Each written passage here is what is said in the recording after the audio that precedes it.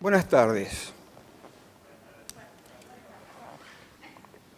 En otra actividad del Centro de Estudio de Estrategia, este conversatorio del segundo cuatrimestre, hoy tenemos el gusto de tener con nosotros a Claudia Aguirre. Claudia es licenciada en Geología de la Universidad Nacional de La Plata. Tiene un posgrado en Ingeniería en Petróleo de la Universidad de Buenos Aires. Tiene una vasta trayectoria de más de 35 años en la industria del petróleo y el gas. Ha participado en numerosos proyectos de investigación y desarrollo, el I+D que tantas veces nosotros hacemos referencia, en distintas cuencas de todo el mundo, especialmente en América Latina. Desde 1984 hasta 1992 trabajó como geóloga en YPF, Yacimientos Petrolíferos Fiscales, en Argentina. En 1992 funda LCB, que es una sigla muy secreta, que después la licenciada lo va a develar o no sabemos, yo no puedo inmiscuirme en esto. Es miembro del directorio de la Unión Industrial Argentina de la Seccional de Francisco Varela y Premio Profesional Empresaria en este caso, de 2016 de la Federación Económica de la Provincia de Buenos Aires. Así que, bueno, le agradecemos a la licenciada Aguirre la presencia aquí, que se ha dado una gran vuelta para llegar hasta nuestro querido cruce de Lomas, y con lo simpático que es la Ruta 4, ¿no? Que hay que comprar lianas y helicóptero para poder llegar fácilmente. Así que doble mérito para Claudia, agradecimiento. Y como ya sabemos, la licenciada va a hacer su disertación y después dejamos unos minutos para las preguntas y conversamos entre todos. Así que, Claudia, muchas gracias. Bueno, buenas tardes, buenas noches. Gracias por la invitación. Como le decía Javier, es un gusto estar acá y en realidad es poder contar la experiencia y poder devolverle a la sociedad y a la vida lo que me ha dado en parte, ¿no? Nosotros somos 4 socias, 4 geólogas que estamos en la empresa y nuestra historia, bueno, ha tomado un poquito de trascendencia, pero nosotros lo vivimos como algo normal, ¿no? Uno trabaja, uno actúa todos los días, pero después, cuando mira para atrás, se da cuenta que, bueno, hizo cosas importantes, buenas, y que nuestra experiencia la idea es que los ayude, que los pueda ayudar a ustedes en la carrera profesional que hagan, en su vida. Es una parte de devolverle a la sociedad todo lo que nos dio. Yo soy egresada también de una universidad pública y bueno, eso me abrió ser profesional, primera generación de profesional, y eso me abrió las puertas para poder seguir creciendo, tanto profesionalmente como familiarmente con mis amigos y también empresarialmente. Entonces les voy a contar un poquitito cómo nació LCB. LCB es un laboratorio de geología e ingeniería principalmente para la industria del petróleo y del gas. ¿Sí? Hoy en día la realidad ha hecho que nos estamos reconvirtiendo a estudiar las energías de transición, las energías más verdes, y ampliando hacia también otras ramas de la geología, como agua, medio ambiente, donde se puede aplicar nuestros conocimientos y el equipamiento que tenemos en el laboratorio. Nos constituimos en el año 1992, éramos 6 geólogas, bueno, somos 4 ahora, porque bueno, 2 ya no están con nosotros, y nuestro nacimiento fue porque en esa época, por la implementación de la ley, ahí está, 24.145 de la privatización de YPF, nos invitaron amablemente a retirarnos con una indemnización, ¿sí? Que era poca, y nosotros vimos que sí o sí se iba a cerrar. Nosotros trabajábamos en el laboratorio de Florencio Varela. Vieron, no sé si alguna pasó en el cruce de Varela, ahora está la Universidad Jaureche, en ese lugar. Nosotros ahí estaban los laboratorios de YPF, que eran laboratorios modelos para el mundo. Venían la gente de toda Latinoamérica y de otros lados del mundo a aprender cómo hacer un laboratorio de investigación de una petrolera del Estado. Eran gigantes, ¿sí? En ese momento vimos que lo iban a cerrar y dijimos, nosotros no queremos quedarnos sin hacer lo que nos gusta. Nos gusta esto, nos gusta la geología, y entonces mejor renunciamos antes que nos echen. Hicimos una reunión, invitamos a todos nuestros compañeros y no quisieron. Y bueno, nos fuimos nosotras, pedimos nuestra indemnización, que fue muy poca, y ahí empezamos. ¿Qué teníamos para empezar a hacer una empresa? Porque en ese momento decíamos, ¿cómo? ¿Qué es una empresa? ¿Cómo se hace? Nosotros sabíamos que teníamos el know-how. Todos los yacimientos y todas las cuencas petroleras del país se estudiaban, todas las muestras de rocas se enviaban a Florencio Varela. Era el laboratorio de YPF, que era la empresa estatal. Había solamente, en ese momento estaba Pluspetrol con yacimiento en Ramos, estaba Pérez Compan con algún yacimiento chiquito, y Bridas, creo, en Comodoro, pero la mayoritaria era YPF. Ellos tenían todos los yacimientos del país. Todo pasaba por Varela, así que know-how estábamos bien, conocíamos todos. También teníamos un nombre en el mercado, y ahí por ahí sí les puedo contar por qué se llama LSB. Todo lo que se hacía, o sea, por ahí tendrían que conocer un poquitito lo que es la industria del petróleo y del gas. Cuando se busca petróleo y gas, o sea, hidrocarburos fósiles, ustedes saben que están en yacimientos en Argentina, en Neuquén, no sé si saben, porque nosotros tenemos un programa de colegios que vienen al laboratorio y muchos no saben. En el secundario por ahí no es un tema que se enseña. Pero bueno, nosotros para tener petróleo tenemos que tener una roca que lo genere, una roca madre, una roca que donde se vaya, que se llama roca reservorio, como una esponja, y una roca sello que permita que no se vaya ese petróleo. Entonces todos los geólogos buscan en todo el país dónde están esas tres condiciones, y hay diferentes estudios, principalmente geológicos, para determinar dónde están. Se hacen los pozos de petróleo. Cuando ya está más ajustado, esto es muchísimo más difícil, complicado, etc. Y ahí se sacan muestras del subsuelo, que pueden ser los pedacitos de roca que se rompen cuando el trepa no va, o en los lugares de interés, unos cilindros que se llaman testigos corona. Y esas muestras son las que se mandan al laboratorio y nosotros vamos a estudiar la capacidad que tuvieron de, como roca reservorio, o sea, la cantidad de petróleo o gas que pueden tener, y eso les va a servir para saber las reservas, y también hacia dónde pueden seguir perforando, porque estudiamos el ambiente. Sabemos con algunas cosas, como ustedes vieron las montañas que parecen como una torta, todo así.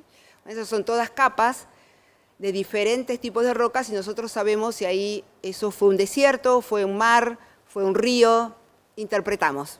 ¿Está? Entonces todo iba a Varela.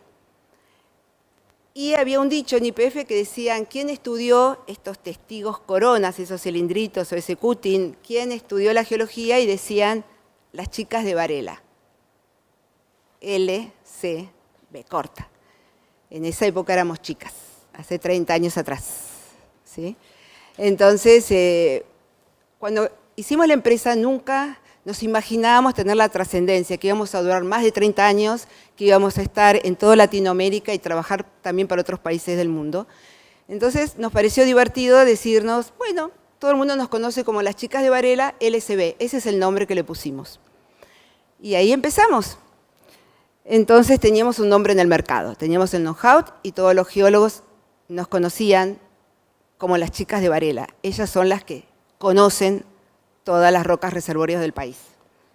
Y así que dijimos, know-how, nombre, ¿y qué pasa? Se va a cerrar el laboratorio de YPF y no va a haber laboratorio en el país para estudiar, porque entraban las empresas privadas, ¿y dónde iban a mandar a estudiar? Tenían que sacarlas afuera del país. Dijimos, bueno, también va a faltar un laboratorio, tenemos las tres cosas. Pero ¿qué pasaba? No teníamos ni idea de administrar una empresa. Yo estaba en un microscopio, lo único que hacía era mirar, las rocas se miran a varias escalas, también al microscopio. No sabíamos nada de contabilidad, de marketing, programación, financiero. no sabíamos nada. Tampoco teníamos capital. Y ahí vino una nota feminista o de esa época, tómenla como quieran. En esa época, cuando nos dieron una indemnización, nosotras teníamos que dejar parte del dinero en la casa. Estábamos recién casadas, yo estaba embarazada de mi primera hija. Los hombres no nos acompañaban tantísimo, si bien nos acompañaron un montón nuestros maridos, ¿no? Pero bueno, hasta nosotras mismas, ¿cómo íbamos a poner todo en un negocio? Yo creo que si hubiese sido un negocio de hombres, hasta hipotecaban la casa, pero nosotras no. Entonces no teníamos mucha plata. Algo teníamos que dejar en la casa, algo teníamos que meter. Y así que metimos un poquito de casa y empezamos a crecer. En el 93 armamos un pequeño laboratorio. Una madre nos prestó para la primera computadora, compramos equipos. Nosotras mismas cortábamos las rocas con panza y todo. Y empezamos a tener clientes y empezamos a crecer. Ante nuestro asombro, empezamos a crecer.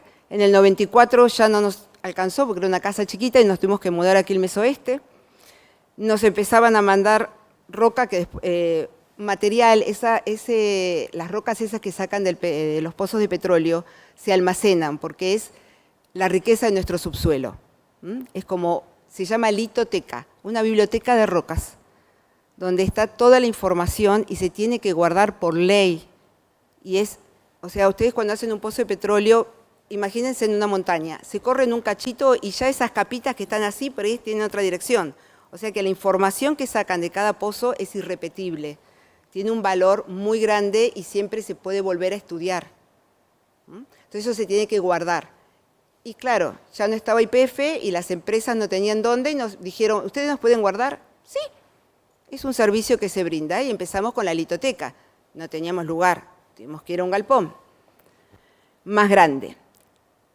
En el 95 ya una de las socias dijo, no, esto de trabajar 7 días a la semana, quiso ser empleada. Bueno, listo, fue empleada y ahí fuimos 5. Y el laboratorio de YPF cerró. Y mis compañeros quedaron sin trabajo. Entonces ahí pudimos absorberlos y ahí no eran socios ya, sino eran empleados porque la empresa estaba cerrada. Y pudimos darle trabajo a nuestros compañeros. Y la gratificación de poder dar trabajo, chicos, eso es de las mejores cosas de un emprendedor.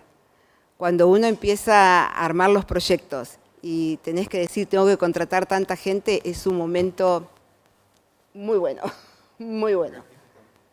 ¿Sí? Y ahí empezamos, ahí está toda la cronología, empezamos a expandirnos, porque ¿qué pasó?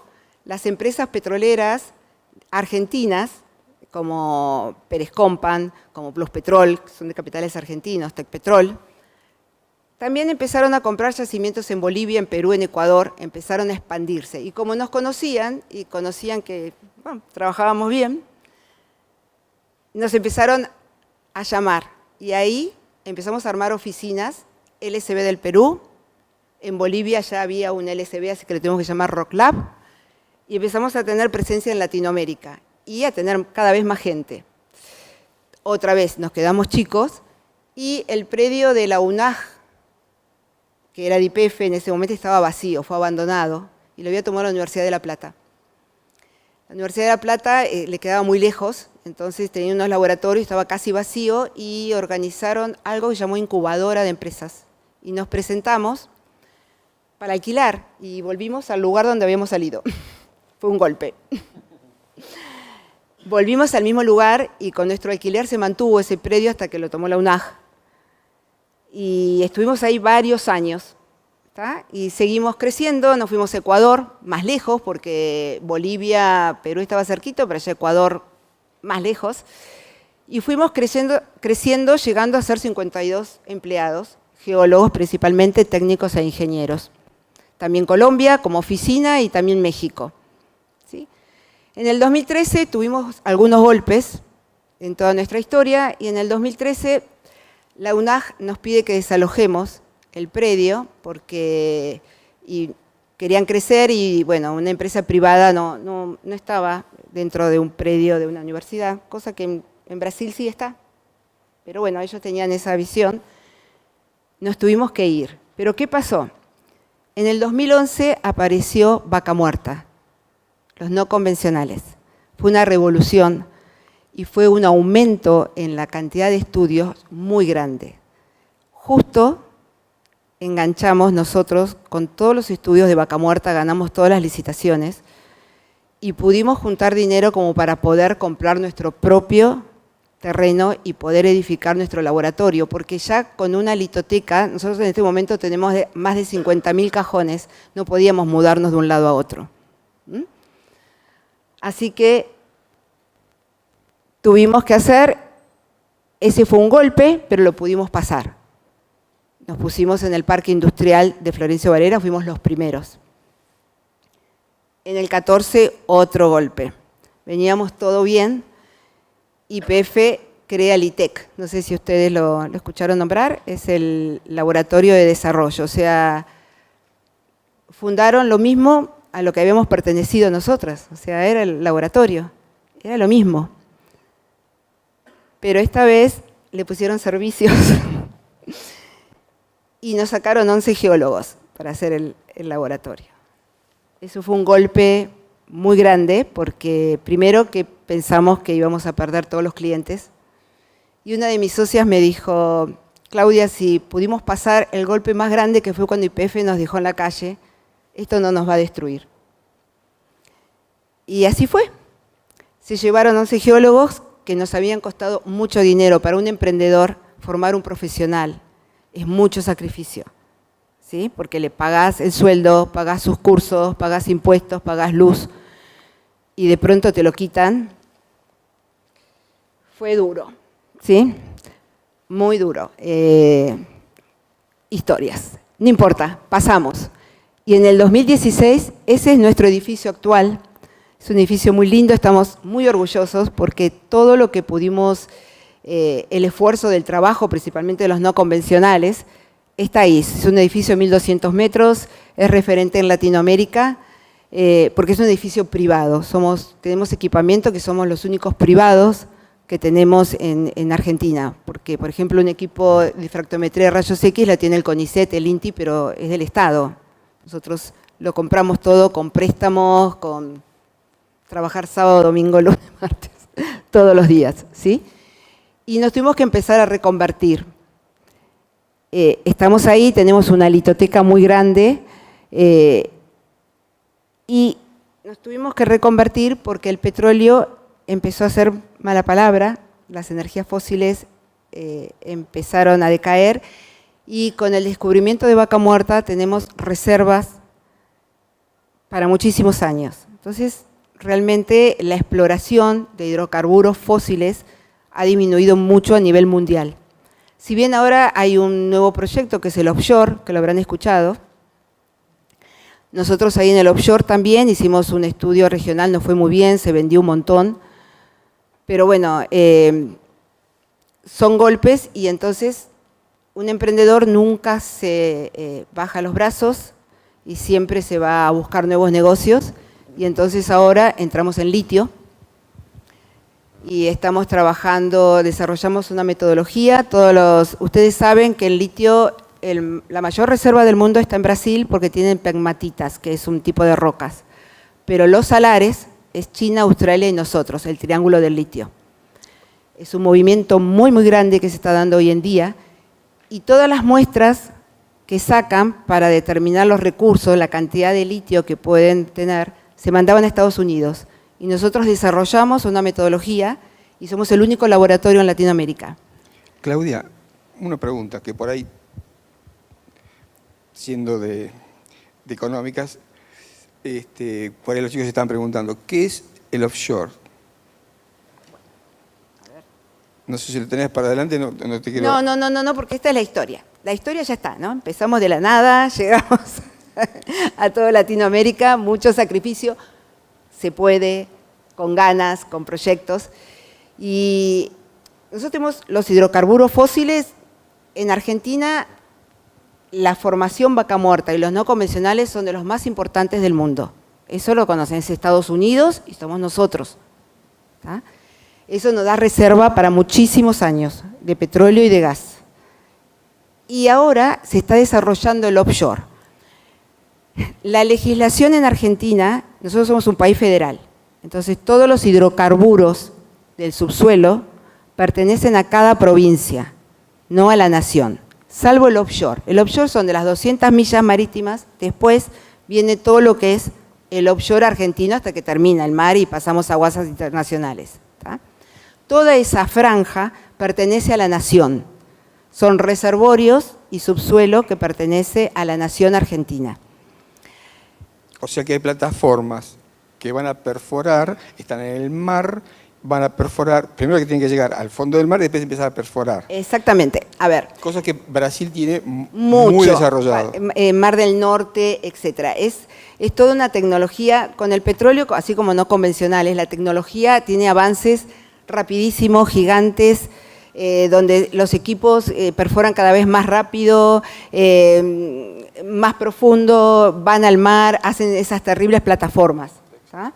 Entonces, nosotros hace muchos años teníamos la plataforma Mosconi en Comodoro Rivadavia, que se veía del offshore, que tuvo un accidente, ¿se acuerdan? Se hundió, después se vendió, bueno, otras cosas económicas, ¿sí?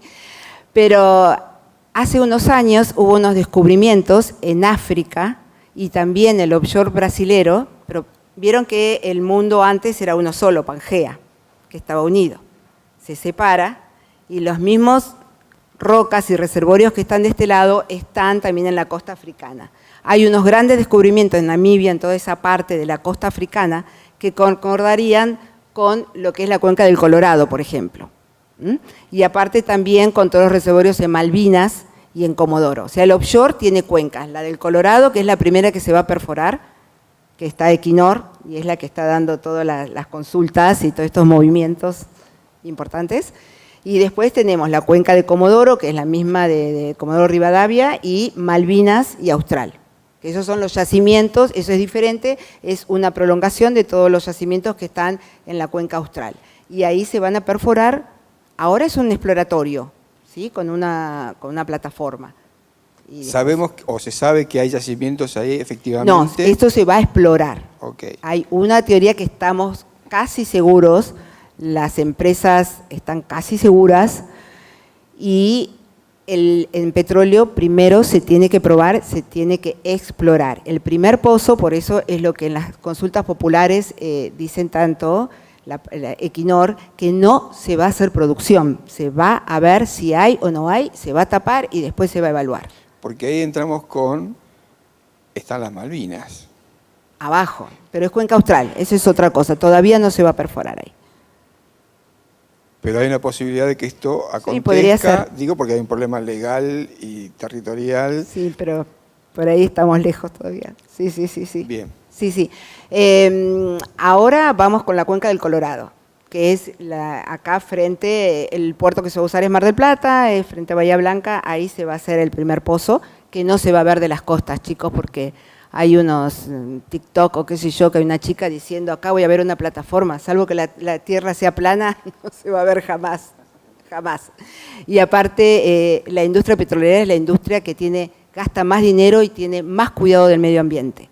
Antes se hizo mal, sí, como cualquier industria, como el ser humano, tocó un montón de cosas, pero es la industria que más gasta dinero y que trata de tocar lo menos posible y después restaurar. Sí, cuando saca el petróleo, no, se dicen barbaridades de la industria petrolera, pero bueno, es otro tema. Creen que el offshore, nosotros hicimos un estudio que se llama Multicliente, la Secretaría de Energía nos permitió revisar todo el material geológico que había cercano para extrapolar lo que allá hay, abajo, para caracterizar la roca reservorio y se ven buenas condiciones en todas las cuencas, en Colorado, en Comodoro, en Austral y Malvina, como roca reservorio, que habría petróleo, ¿sí? Y tal debe ser así que las majors, o sea, las empresas más grandes, compraron el informe. O sea, ellas creen que sí y licitaron las áreas. Así que si dicen que va a superar a Vaca Muerta, si llega a ser exitoso. Porque Brasil... Sí. Petrobras hace tiempo tiene el presalto. Y hace, en estos últimos años, yo leía informes simplemente de noticias generales, pero grandes yacimientos y Petrobras con sus plataformas produciendo, bueno, explorando, y uno pensaba con un razonamiento muy elemental, bueno, si está acá al lado del vecino, seguramente sigue con lo que vos me estás diciendo, evidentemente hay todo un potencial. Sí, es diferente el de Brasil. Brasil es el pre-salt, pero son otras unidades formacionales. Pero el nuestro, si se da, si es como el de Namibia, que el de África es gigantesco. Ellos esperan que sea gigantesco y va a ser otro desarrollo tipo vaca muerta. Pero tenemos reservas de combustibles fósiles para muchísimos años, para la transición. La transición es lo que se viene y todo el mundo apunta a un mundo más verde y a un mundo con energías renovables. Eso es lo que buscamos. Pero para llegar a esas energías verdes necesitamos la energía, porque si no, no vamos a llegar a la otra. Y la energía que tenemos hoy en día es la energía de combustibles fósiles. Y que hay que apurar a sacarla porque después ya no nos va a servir ahí abajo para nada. ¿Sí?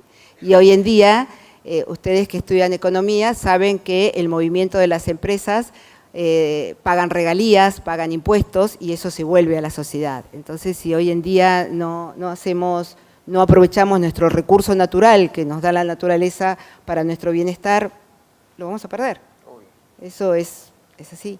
Con todo el cuidado del medio ambiente. Eso es una responsabilidad que el Estado tiene en sí que obligar a las petroleras que las cumplan.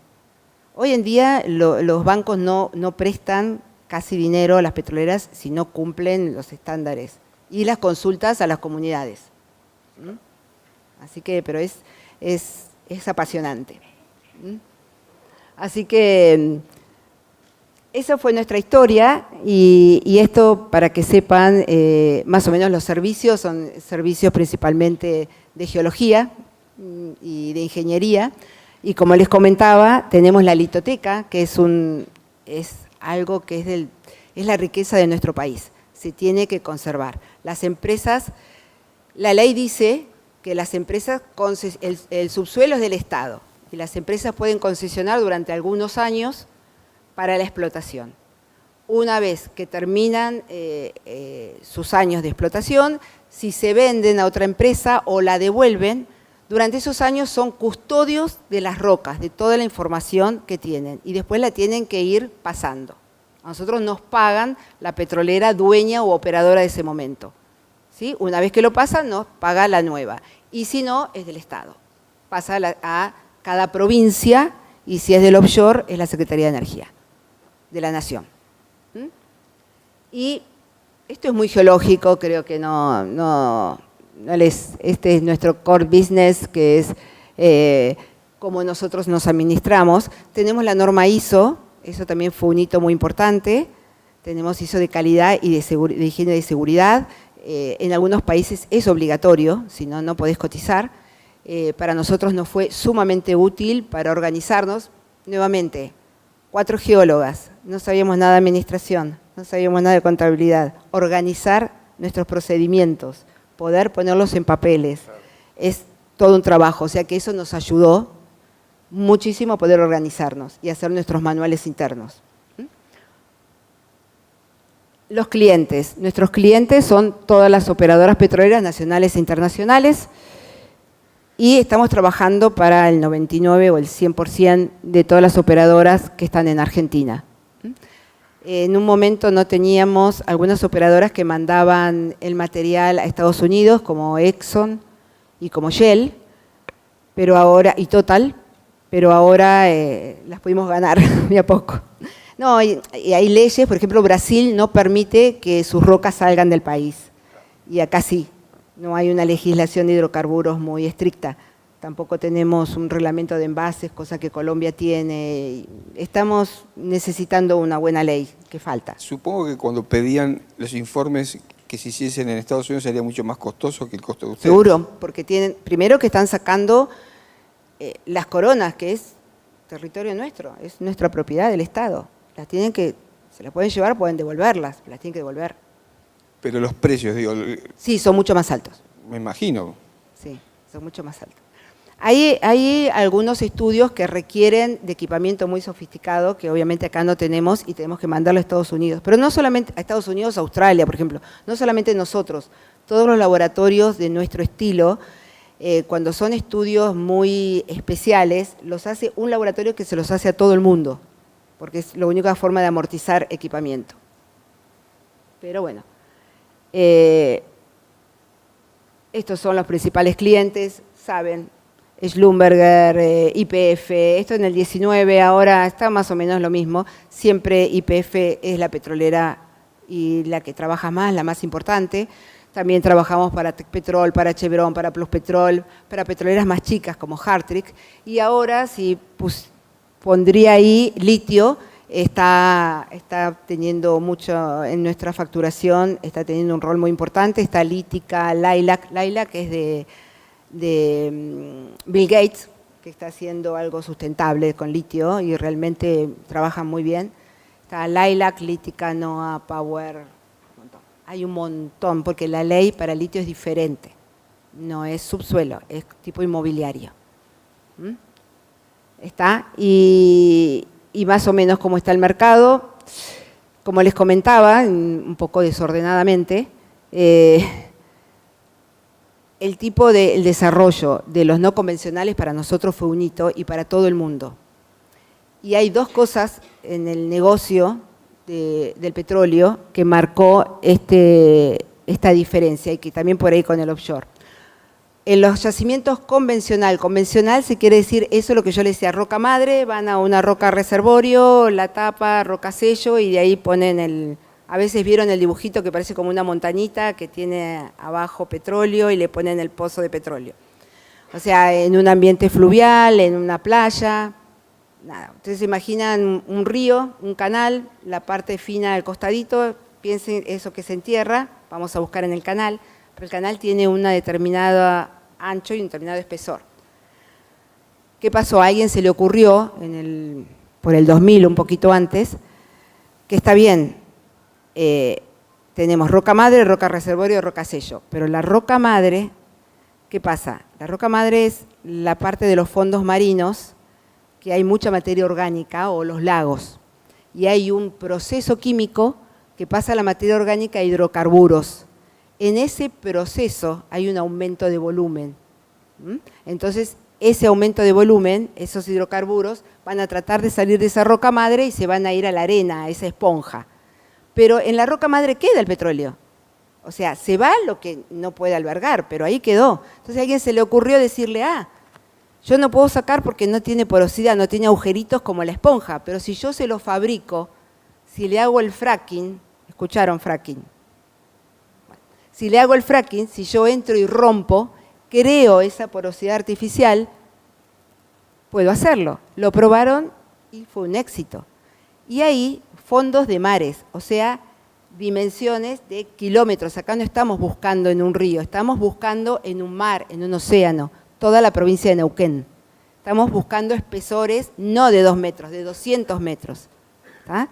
Entonces, es otro tipo de desarrollo y se llamó no es convencional, no convencional, y tiene una cantidad de reservas impresionantes y muy fácil de perforar.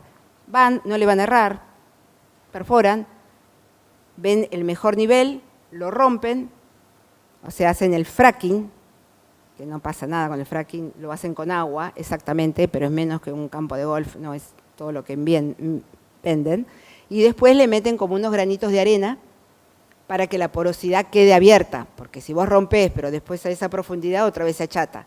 Y ahí el petróleo vuelve a salir, o el gas.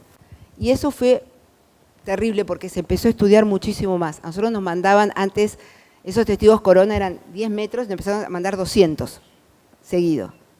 Entonces, empezamos a facturar. No tengo más remedio que facturar. Exactamente. Teníamos que facturar. Tomar gente y facturar. Y eso se reflejó en el edificio. Claro. Porque ahí compramos equipos y fuimos agrandando. Y tengo entendido, Claudia, que el lugar con más reservas para fracking es en Estados Unidos. ¿Puede ser? Sí, bueno, toda la escuela de no convencional. O sea, Estados Unidos vivía mucho de los árabes, claro, y Dubái, hasta que se desarrolla el no convencional. Y ellos, claro, tienen el mayor reservorio no convencional, el Permian. El Permian le llaman. Y ahí se desarrolló toda la tecnología. Y ahí los americanos ya no tuvieron que depender de nadie. ya no dependen de nadie. Los grandes consumidores, ¿no?, Exactamente. que importaban ferozmente, de pronto se dieron cuenta que tenían ellos el material, no el clásico de tejano con el sombrero, No. Ahora resulta que era el no convencional.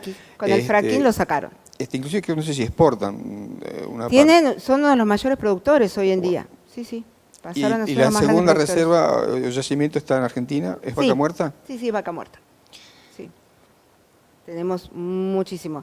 Por eso nosotros como LSB, con toda la experiencia que hemos tenido desde el 2011, somos el laboratorio con mayor experiencia. Hoy en día en Latinoamérica, Colombia iba a empezar a desarrollar porque tiene unas formaciones y tiene un potencial, pero bueno, el nuevo presidente y la nueva secretaria no quiere saber nada con petróleo, entonces se suspendieron todos los pozos piloto. Entonces no. Después Ecuador sí está buscando. ¿Y Venezuela? Y Venezuela no, porque ellos tienen, o sea, los no convencionales es una tecnología un poquito más especial que el convencional, es un poco más cara. Y Venezuela realmente tiene la faja del Orinoco es riquísima. Sacan sin problema. Es como los árabes, a veces quieren buscar no convencional, pero con lo que tienen no necesitan. Es más fácil. El problema de Venezuela es quién los gobierna, digamos, ¿no? Porque de un país tan rico con tanta... Bueno, ok, esa es mi opinión, por supuesto. No, sí, no, era miembro de la OPEP, ¿no? Sí, obviamente. Sí, está muy abandonado los yacimientos. Están importando petróleo de Irán, si no recuerdo mal. Se abandonan. Pero está. Entonces, realmente el no convencional fue un hito y después tuvimos algunos golpecitos, precio de petróleo.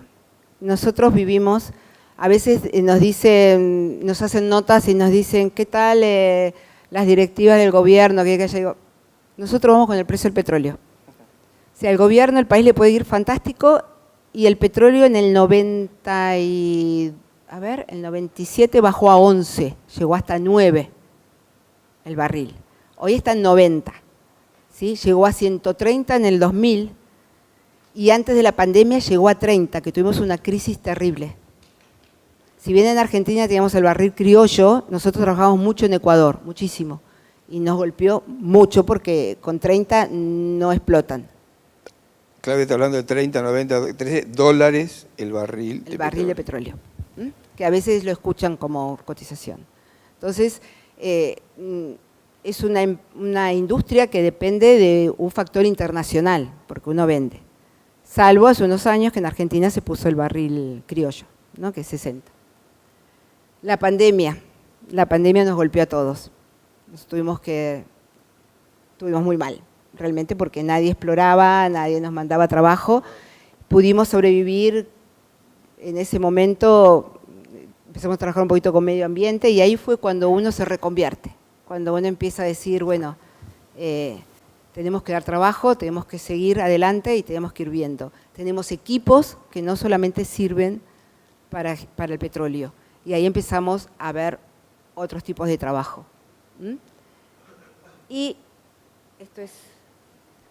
también empezamos a ver que no solamente eran las energías de transición, con las baterías de litio y meternos en medio ambiente, y ahora estamos con el almacenamiento de dióxido de carbono, que también requiere muchísimos estudios. ¿Ustedes saben algo de la captura de dióxido de carbono?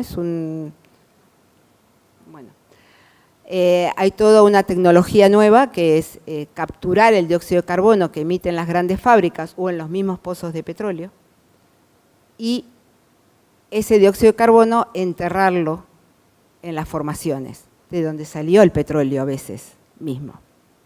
Y esa es una forma de quitar el dióxido de carbono de la atmósfera y poder tener, bajar la contaminación. Hay toda una industria. Entonces, nosotros nos llaman para ver, porque ahora es al revés, no hay que buscar esa esponja con la roca reservorio, sino tenemos que buscar una esponja para meter el dióxido de carbono y que no salga. Ahora no es para sacarlo, sino para que no salga. Y son los mismos estudios de geología. Acá es una vista más o menos de las Rock Lab, que es en Bolivia, Después tenemos LSB del Perú, ahí en el LSB del Perú también tenemos litoteca, hay geólogos, un argentino que se quedó viviendo en Perú. También somos el único laboratorio. LSB del Ecuador, también en Ecuador somos el único laboratorio que está en el lugar. Por lo general los laboratorios internacionales llevan todo a Estados Unidos o donde tengan su sede. Esto es una vista de nuestra litoteca, esas son las estanterías llenas de cajones, donde se guardan la roca y está toda la historia de nuestro subsuelo del país. Ahí hay salas de exposición donde los geólogos van y ven las rocas, nuestros talleres, ahí hay otra vista. Son estanterías con cajones y cajones y cajones, ¿sí? Y también tenemos otro servicio que son las cabinas que van al lado del pozo petrolero, ¿sí? Para el control de los gases y el control de la geología. ¿Tá? Acá hay una diferencia, esto es la guía, pero es importante una cosa que les dije, la falta de una legislación para la parte de petróleo.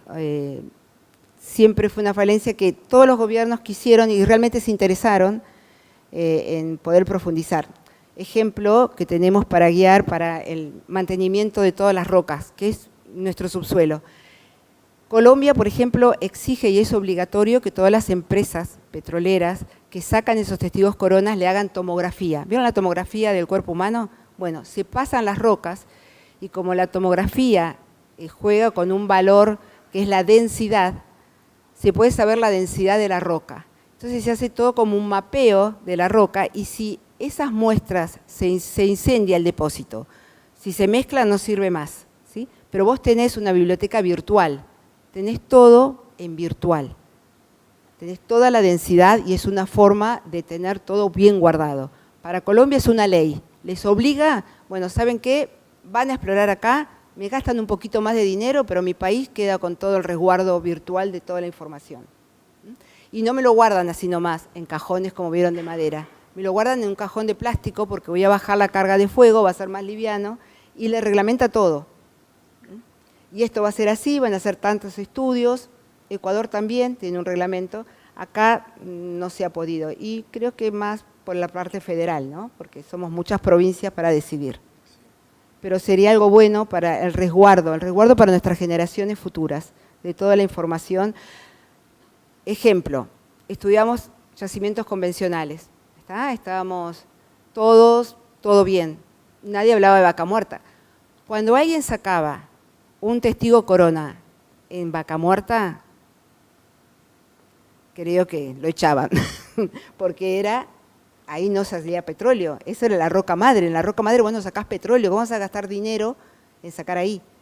Cuando descubrieron que de la roca madre podía hacer fracking y sacar, empezaron a buscar en toda esa litoteca dónde estaba vaca muerta, porque se ahorraban un montón de dinero, tenían la roca, ya podían estudiarlo ahí, iban, nos pedían los cajones y estudiábamos ahí. Entonces todo se puede. Ahora hay un tipo de recuperación que se llama EOR, Enhanced Oil Recovery, que son estudios para poder exprimir al máximo el petróleo. Y hay que volver a estudiar sobre esas cosas que están guardadas. Es nuestra soberanía, es nuestra riqueza. Así que esa está todo mezclado, ¿no? Lo que es petróleo, que sería otra clase, lo que es la historia de la empresa, y hasta es una empresa de mujeres que en un mundo y en una industria muy masculina como el petróleo, y hace 40 años, 30 y pico que empezamos, no era tan fácil como ahora, si bien nosotros lo vimos como algo natural, ¿no? O sea, también tenemos ese componente. En un momento me dijeron que era la única empresa en el mundo de mujeres dueñas en el petróleo. Otra cosa es dirigente. Pero bueno, tanto como mujer, tanto como emprendedora, realmente después de 30 años estamos muy contentas de lo que hicimos y queremos transmitirlo, nos gusta transmitirlo para que puedan ver que pueden hacer su propio negocio, que se puede desarrollar, que puede tener trascendencia internacional y que es muy, pero muy gratificante. Hay momentos muy difíciles, pero es muy gratificante.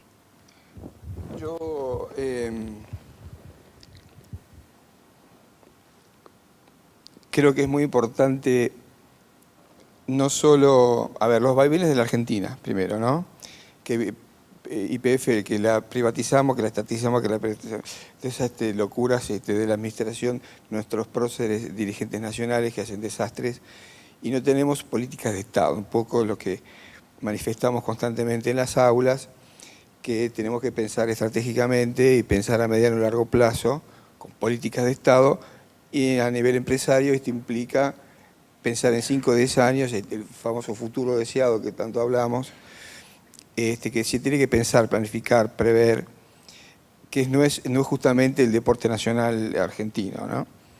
Y a pesar de esto, yo creo que el ejemplo de las chicas de Varela es un ejemplo fenomenal.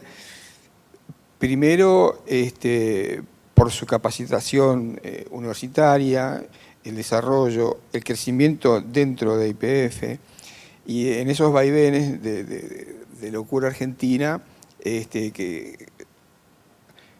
les sacaron del medio y empezaron un emprendimiento. Un emprendimiento de un mundo, de un sector económico muy varonil, que decíamos recién, que decía muy bien Claudia, y siempre hay, ¿no? Prejuicios, pero yo creo que el ejemplo de la chica de Varela, como muy simpáticamente, me parece genial el nombre, me parece genial, es un doble mérito de ustedes, porque ahora, como vos bien decías, hay mucha gente trabajando con ustedes. Me imagino la ansiedad cuando vino COVID y había mucha gente que dependía de ustedes, porque cuando el empresario se desarrolló, está muy lindo, facturar es muy lindo, la Argentina es muy difícil con toda la locura de la presión tributaria y todo lo que ya sabemos, ¿no? Que hoy se paga, mañana no se paga, de la locura argentina, de la mala gestión. Ya de por sí a veces nuestros empresarios son como soldados vietnamitas, ¿no? Que han sobrevivido a catástrofes fenomenales, pero cuando viene el COVID, la responsabilidad empresaria, la responsabilidad hasta humana, es decir, toda esta gente depende de mí. Y reconvertirse, es algo que vos dijiste más de una vez, ¿no? Ese es el doble mérito, triple mérito que tiene LSB en el sentido de buscamos, porque es la búsqueda de nuevos negocios, de nuevos emprendimientos, de nuevos desarrollos, de nuevos desafíos. Y el gran nivel que ustedes tenían les permitió irse al mundo. Porque vos muy humildemente decías, bueno, estamos en Perú, pero cuando ponías los porcentajes de mercado eran de 75% para arriba, digamos. Copan el mercado. Y para copar el mercado se tiene que ser bueno, si no, no se copa el mercado. Así que esto es brillante porque desde el conocimiento de un sector justamente de continente científico que fue la geología, a desarrollar cómo gestiona la empresa. Eso fue un punto que hasta hoy en día lo estamos sufriendo, ¿no? Porque 4 geólogas que, a ver, lo primero que dijimos, es una anécdota, pero que les puede servir, ¿no? Nosotros estábamos en YPF, y en YPF es muy escalonado. Vos entrabas 1 hora antes y ya eras el jefe de la que entraba 1 hora después. Era así. Siempre fue así. No importa que te matabas. No importa. En esa época era así. Entonces, cuando hicimos la empresa, dijimos, acá nadie es jefa. Claro. Las 4 somos iguales. Ahora, una empresa con un nivel de 4 iguales no es fácil. No es fácil. ¿Cómo lo logramos? Decantando en lo que más nos gustaba a cada una. Entonces, 2 de mis socias son puramente técnicas. Nada. Nunca las vas a ver en una charla. Nunca, porque a ella lo único que le gusta es estar frente a una roca y enseñar. La roca con el geólogo al lado o estar ahí. Otra es docente, le gusta la parte de la facultad, o sea, le gusta el contacto con los alumnos, está en el posgrado de hidrocarburos, le gusta un poquito más el cliente. Y a mí me gustó la parte de nuevos negocios, de management, de andar de aquí para allá, de estar acá hablando. Y entonces cada una en las áreas que nos fuimos desarrollando fue la forma. pero no sabíamos nada de administración y nuestra empresa, la mayoría de la gente que está, son geólogos o ingenieros, tenemos muy pocos administrativos. Y eso no está bien, porque no nos ayuda a crecer como podría. Yo creo que podríamos haber crecido y podemos crecer mucho más si tuviéramos una buena administración Y con otras financiera. visiones o formas de pensar. Exactamente, sí. Eso es lo que es una falencia. Pero fue así, o sea, se fue dando, que fue así. A veces nos dicen, ¿cómo no? ¿Cuál es el CEO de ustedes? ¿Cuál es el jefe? Las 4. Notable. Y sí, pero bueno. Y ahora estamos en retirada, porque ya no somos las chicas hace bastantes años, y tenemos que hacer nos manejamos como una pyme, como una empresa familiar. Entonces ustedes saben lo difícil que es hacer la herencia de una empresa familiar, porque tenemos que tener ante todo, cuidar a los empleados y cuidar la empresa. Entonces tenemos que ir formando a los que nos van y no personalizar, porque pecamos en algún momento de eso, de ser las chicas de Varela y personalizar la empresa. Y eso no te asegura una supervivencia. No depender de el maestro chef, se mueve el maestro chef y se terminó el restaurante. Exactamente. No es así, por eso estamos con nuestros manuales y todos los catálogos, todo el conocimiento durante todos estos años, dejarlo registrado para que los que nos vienen atrás puedan fácilmente. Además, el mercado hoy en día, todos estos chicos cambian de trabajo cada 3 meses. Sí. Entonces, antes no era así. Antes yo me recibí, quería entrar a YPF y para mí iba a morir en YPF. Claro. ¿Sí? Hoy en día no es así. Y entonces las empresas se tienen que preparar con manuales y procedimientos para el recambio. Es importantísimo. Si no, no existiría McDonald's, con 9.000 McDonald's en el mundo, ¿no? Hay una forma de hacer, un protocolo, un manual, lo estoy sintetizando, que no tiene nada que ver una cosa con otra, pero sí. Bueno, esta es una de las cosas que abrevamos acá, en el lugar de los manuales de procedimiento, digamos, es escribir todo, porque todo tiene que tener escrito, todo tiene que estar preparado, pensado. Así se hacen las franquicias o las sedes. No se puede ir a Perú a improvisar, uno vaya con todo escrito, se adaptará a ciertas condiciones, me imagino, las leyes, ciertas leyes de Perú que puede ser un poquito distintas a la ley del petróleo, pero después el proceso y la forma. No, el procedimiento, o sea, vos tenés una calidad y si te eligen como proveedor por tu calidad, es lo que tenés que estar cuidando y esa calidad es producto de todos procedimientos y de conocimientos que se tienen que ir pasando, por eso se tiene que escribir todo. Y el cómo elegir los que van a trabajar en el Perú, la selección de personal. Eso ya está determinada, tiene un perfil, un saber hacer. Esto es lo que nosotros llamamos la cultura organizacional. Exactamente, los perfiles de trabajo son todos muy importantes. Y más en un caso tan de especialistas, porque estamos hablando de lo que nosotros llamamos la figura achatada de la pirámide, ¿no? Donde la figura más achatada de la organización, la estructura, es con casos de profesionales muy especializados en algo, donde por ahí la parte administrativa no es tan importante, porque ya todo se arranca con un nivel de grado, digamos, de universitario. Entonces ya algo parecido es la universidad. Cada uno de los profes acá son todos profesionales y con posgrados y demás. Es una cosa similar en cuanto a la estructura, pero ustedes fueron generando una estructura y cultura organizacional muy particular, porque eran las 4 mujeres y no había un CEO. Eso es fenomenal.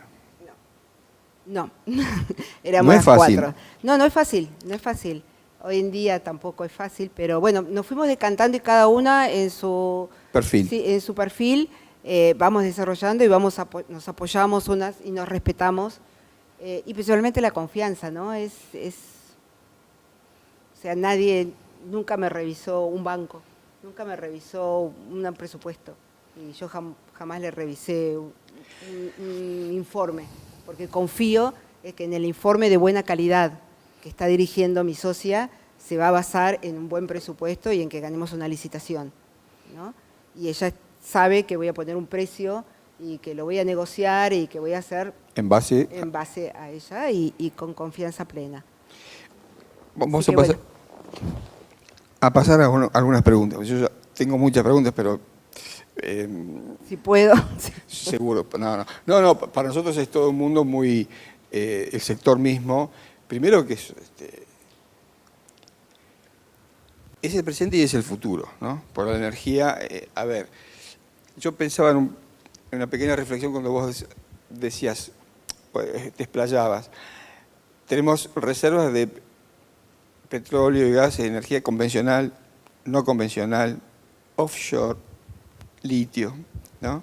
Yo siempre hago una broma entre los chicos, entre los niños y niñas de la cátedra.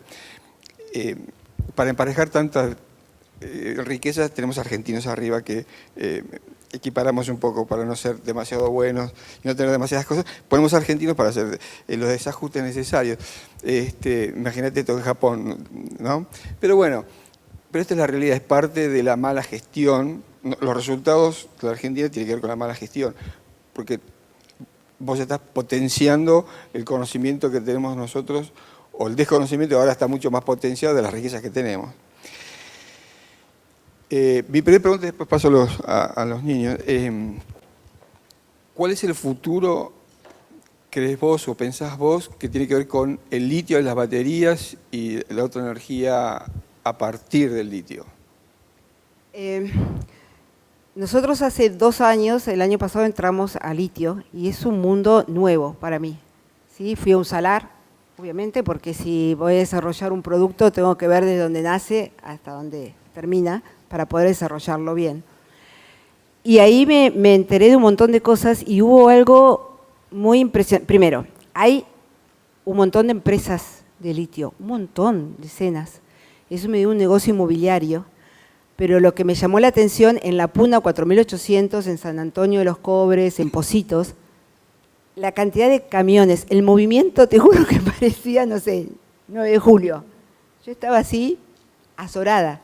La actividad que hay, no se consigue gente para trabajar, es impresionante. O sea, hay una actividad gigante. Ahora, ¿qué pasa? Litio, en este momento hay solamente 2 empresas que están produciendo, las otras están explorando y están ubicando sus reservas y viendo su programa para después hacer la producción y ver qué tipo de producción van a tener, que es precipitar carbonato de calcio, pero todavía no lo saben si es cerca del salar, en Salta. Es todo un mundo nuevo, pero una de las cosas que a mí me llamó la atención cuando fui fue, bueno, este es un negocio, esto de la exploración de 3 años. O sea, en 3 años se explora, se termina la exploración, empieza la producción. Serán 5 o 10 años más. Listo. Yo dije, ¿cómo? Digo, no. Ya están haciendo desarrollos de litios con otro tipo de sales, o sea, la tecnología avanza. Realmente, si me decís mi opinión, es como, así como pienso que el petróleo todavía tiene muchos años de energías fósiles, creo que un desarrollo tan grande como el litio tampoco es de 3 años, 5, tiene que ser mucho más. Además, con la cantidad de empresas y capitales. Hace un mes estuvo el seminario de litio, que es famoso, en Salta. Hace 3 años el seminario de litio tenía 50 personas. El año pasado 800, este año 1.600 asistentes. Te di un valor. Si querés se lo cuento a los chicos a ver si les gusta el negocio. Porque hay un detalle que nos contó Claudia previo a comenzar la disertación, que es un negocio inmobiliario. ¿Por qué? Como que hay muchos salteños que han tenido zonas, en los salares, y los venden, porque se vende la parcela y eso se explota, porque es el salar, no es como el subsuelo. Claro. Entonces hay una empresa, no importa X, que compró un montón de salares hace 3 años, y uno de los salares, una porción, en un mismo salar puede haber varias empresas explotando. ¿Sí? Bueno, una porción de un salar la pagó $80 millones hace 3 años. La vendió en $900 millones ahora. O sea, el litio hizo así, todas las parcelas aumentaron un montón. O sea, está teniendo un crecimiento muy grande. La diferencia en Argentina son empresas privadas. ¿tá? Chile es 2 nacionales y Bolivia es nacional. Es diferente la legislación. Pero va mucho más lento, ¿no? De Bolivia. Sí, no, Chile no, los chilenos... No, Bolivia, digo. Chilenos ya nos sacaron, son de los primeros exportadores, no, nos sacaron años. Los bolivianos no, empiezan ahora. No, pues nos están llamando a nosotros para empezar a hacer todos los estudios para sus reservas. No tienen... Es yacimientos de litio bolivianos, ILB. Dentro de la ignorancia por el tema, porque, a ver, de nuevo, no hay que perforar nada, es el salar. Sí, perforan, pero a 900 como un pozo de agua, ¿no? Hasta 800, 900 metros. Los equipos no tienen nada que ver con petróleo, son torres mucho más chicas. Se explora, se dice explotación, se perfora con diamantina, quiere decir que se sacan testiguitos, la corona así, se coronea. Ahí se estudia y después se hace un pozo al lado con Rotary, que ahí sacan sí, pedacitos y ponen las bombas con el bombeo para ver cuánta salmuera pueden recuperar. Y ahí se diseña toda la parte de pozos con las bombas, tanto de superficie como de profundidad, para sacar la salmuera. La salmuera va a los piletones y se precipita con algunos métodos diferentes el carbonato de litio o el hidróxido de litio. Y ahí se exporta. El dato importante es que hay muchos que, y eso lo escuché y leí, muchos están desarrollando baterías de litio. No tiene sentido, el litio el cobalto es más importante que el litio en la batería. Es algo importante, pero no es un componente esencial. O sea, acá nosotros saquemos el litio y todo el dinero de hacer baterías, pongámoslo en otro lado, porque es más cobalto. ¿Preguntas? Pero un momento, señor. Ya conoce usted la metodología. Igual yo no soy experta en energía, chicos. Yo soy un laboratorio que trabaja y veo... Bueno, o sea, acá tendrían que llamar a un experto en energía y... Sí, yo quería preguntarte sobre energía nuclear y los yacimientos de uranio, torio y así. Tierras raras ahora están buscando. Sí, no soy experta en energía, yo hago laboratorio de geología, pero la energía nuclear se considera una de las energías más limpias. Sí, el problema es el peligro de la fisión, de la fusión.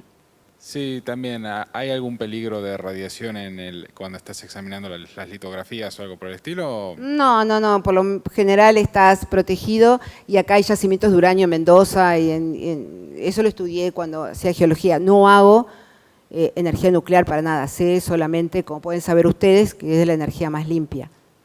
¿Está? Pero por los peligros es la que no se hace. ¿Otra pregunta? Buenas noches.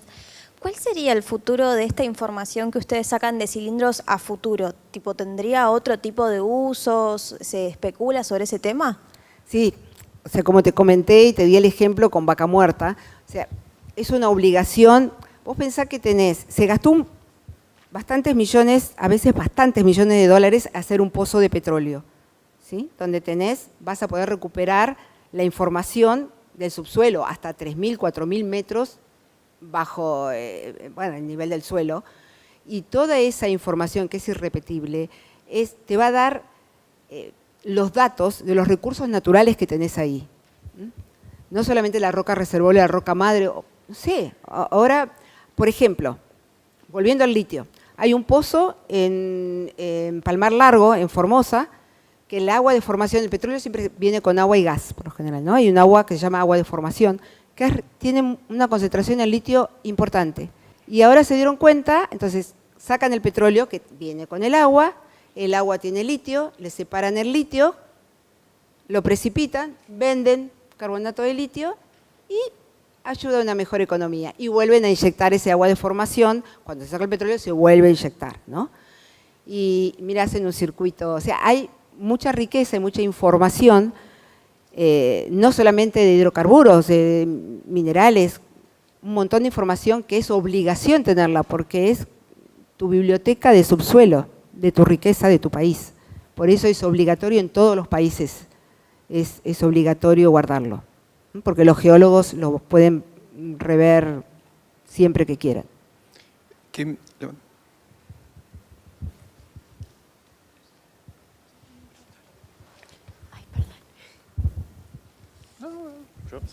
Bueno, muchas gracias por visitarnos, Claudia, primero. Y lo que yo le quería consultar es cómo imagina a las chicas de Varela, a la empresa, de acá a 5 o 10 años, y, No qué mucho más. y qué impacto podría tener en esto la bandera política que esté de turno.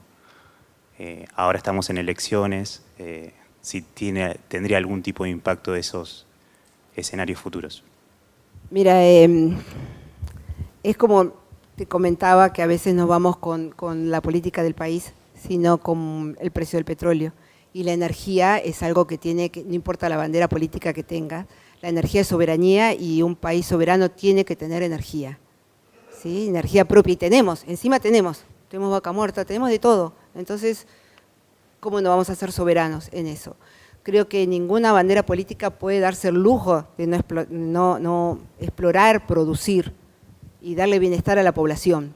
Porque, volvemos, no solamente un autoabastecimiento que podemos tener, podemos exportar. Si ahora saben que se está haciendo un oleoducto de Vaca Muerta y que tenemos problemas con algunas ONG que no quieren que pase.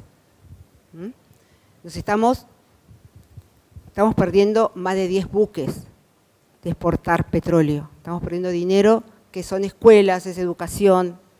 Está bien, yo estoy de este lado de la industria, la defiendo, pero pongámonos serios y digamos toda la plata que nos estamos perdiendo en exportar. Es plata para la población que tenemos. No tenemos que importar, porque es otra vez plata que se pierde, igual que el gas. Entonces tenemos soberanía, no importa qué bandera política, yo creo que no se pueden dar el lujo nunca, jamás.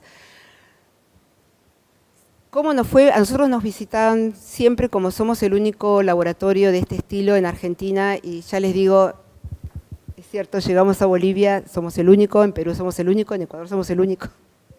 En Colombia, como la ley de hidrocarburos es muy fuerte y obliga a hacer tantos estudios, entonces hay más laboratorios, porque sí o sí tienen que hacerlos. Nos visitan gobernadores, nos visitan ministros, de todos. Nunca aceptamos candidatos, porque no vamos por otro lado, pero sí autoridades, porque es la autoridad que eligió el pueblo y los tenemos que respetar y es parte de eso. Y todos se sienten sumamente interesados y quieren tener una ley y en todo esto de energía, pero a veces hay otros factores que los frenan. Realmente complicada la cosa, complicada en nuestro país. No nuestra gente, porque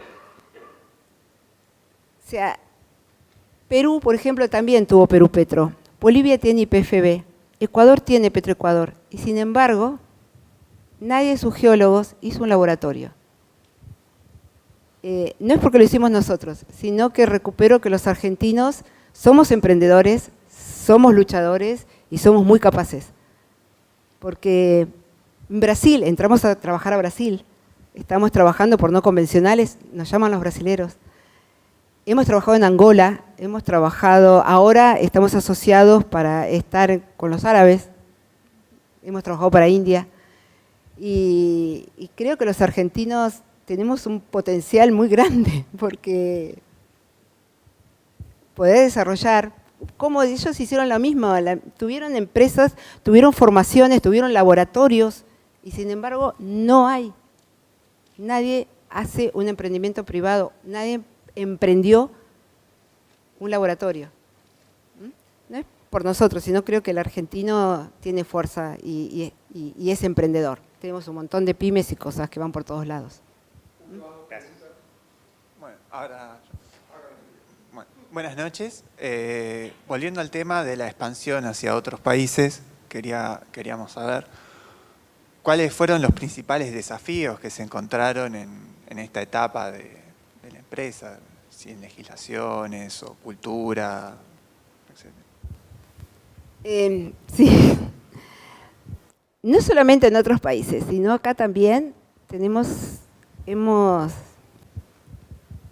tenido, puede ser algo muy trillado, pero es real. Muchos laboratorios, muchos clientes, si venís y le hablas en inglés, está bien. ¿Sí? Y Y entonces llegar a Ecuador, por ejemplo, o a Perú, y tener que competir contra laboratorios internacionales como Corelab, como Weatherford en su momento, fue difícil. O sea, horas de sillón esperando que te atienda el profesional. Horas, ¿sí? Horas de enseñar lo que uno hace. Hasta que sale el primer trabajo, que llega, en algún momento llega. Y esa vez, el primer trabajo es donde te tenés que matar de dar lo mejor. Porque después el boca a boca, es una industria chica el petróleo, el boca a boca es el que funciona y el que te dice, sí, no hablan inglés, pero hacen un trabajo mejor, de pronto. Obviamente que nuestros trabajos son en inglés, porque muchos te exigen, ¿no? Otros no, español e inglés. Pero ese fue uno de los mayores desafíos. Al principio, como les conté, como nos conocían los otros profesionales que nos llamaban, fue fácil. Ya nos metían. No, van a hacer un buen trabajo. Pero Ecuador fue para mí el país que no nos conocía nadie. Y ahí tuvimos que entrar de nada, de silla, golpear y empezar a hacerlo. Y hoy por hoy tenemos el 100% del trabajo. Estamos trabajando para Petroamazonas, nos quieren dar el laboratorio para que se lo administremos. Estamos contentos. Última pregunta. ¿Quién? No. Ah, está. Perdón, Tranqui. Yo 2 preguntas nada más. Cuando empezaron, o sea, entiendo que esto de crear LSB no fue algo que venían planeando con muchos años de antelación, sino que fue una situación. En el momento cero, ¿cuáles fueron los primeros pasos que sabía que tenían que dar? Y si establecieron planes a mediano y largo plazo. Y después, también cuando empezaron, ¿en qué sabían que eran buenos, o buenas en realidad? ¿Y qué sabían que tenían que mejorar para poder abarcar la mayor parte del mercado? Bueno, exactamente no lo habíamos pensado, fue una circunstancia ajena a nosotros que nos obligó. Y por eso, como les contaba que me decían mis socias, si pudimos pasar ese momento que fue un cimbronazo. O sea, yo estaba feliz con mi microscopio y con mis rocas y pasé a otra vida, ¿sí? Eso fue desde cero y sabíamos que lo primero que teníamos que buscar era un trabajo que nos asegurara poder pagar el alquiler de esa mini casita, de poder pagar una cuota de una computadora y poder llevar algo a nuestras casas. O sea, algunas de mis socias eran las que mantenían la casa, ¿sí? Entonces fue todo un desafío, porque decís, ¿qué como el mes que viene? Y tener que ir a buscar. Pero ¿con qué contábamos? Con que nos conocían y teníamos el know-how y éramos las chicas de Varela. y tuvimos, yo creo que también hay un factor de suerte o de que reconocieron nuestro trabajo y desde nunca dejamos de facturar ni de retirar desde el primer mes que hicimos la empresa. Nuestra programación no es muy larga, yo tengo a mi esposo que también es petrolero, pero tiene otra historia, y siempre me pregunta, ¿y el budget para el año que viene? Yo digo, mira, 3 meses tengo cubierto, 6. ¿Y por qué es? Porque es un trabajo muy especial. A nosotros no es como un laboratorio de medio ambiente que vos ganás un contrato y te dicen que durante 2 años tenés que monitorear y a fin de mes pasás los monitoreos y vos te asegurás que durante 2 años vas a tener una facturación a fin de mes y eso te va a permitir pagar sueldos, pagar impuestos y pagar los préstamos de equipos. A nosotros tenemos contratos, te doy un ejemplo, ganamos uno de $1 millón en Ecuador para estudiar el offshore, en la parte de Guayaquil, la Amistad, y el gobierno decidió cambiar. Pagamos $50.000 de garantía y facturamos 20.000. O sea, a nosotros nos prometen y después el pozo se malogró, o sea, no salió la corona. Y nos habían prometido 100 metros de corona y nos quedamos sin nada. Eso es común. Es común, por eso decimos siempre trabajo dentro del laboratorio. Sin embargo, ¿en qué nos basamos? Hoy en día me baso en 30 años que nunca dejamos de facturar y de retirar nuestros honorarios. O sea, hay una proyección mínima, pero hay. Pero no es un trabajo que podés... Ahora sí, hay algo nuevo que también hicimos, que es data management. Desarrollamos, hay proyectos de paperless, que es de digitalizar y escanear todo lo que era papel en petróleo, antes los legajos de pozos, hasta el año 2000. Y eso nos asegura que todos los meses podemos facturar. Eso y la guarda, la litoteca nos asegura, pero no mucho más. Pero bueno, es fe y es salir a vender y reconvertirte y pensar que nuevo negocio y al cliente y estar con el cliente y qué necesitas y qué podés hacerte, ver productos. En la pandemia empezamos a tener productos más cortos porque tenían menos dinero. Entonces dijimos, vamos a crear productos más económicos, pero por lo menos que los hagan. Ahí estamos. Siempre hay que estar atento. Le agradezco a los profes que han compartido con nosotros esta disertación y le agradecemos a Claudia con un aplauso